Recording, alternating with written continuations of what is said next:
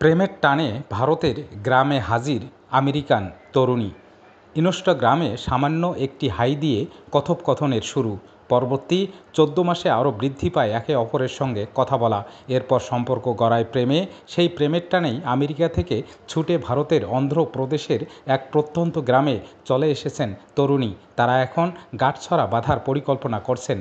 জেসলিন ফরেরো পেশায় একজন ফটোগ্রাফার। অন্ধ্রপ্রদেশের বাসিন্দা চন্দন সিং রাজপুতের সঙ্গে ইনস্টাগ্রামে তার আলাপ হয়। চন্দনের ইনস্টাগ্রামের প্রোফাইল দেখে এবং সরলতা মুগ্ধ করে তাকে। নিজের ইনস্টাগ্রামে জেসলিন লিখেছেন, 14 মাস ধরে একসঙ্গে রয়েছি, পরবর্তী বড় অধ্যায়ের জন্য তৈরি।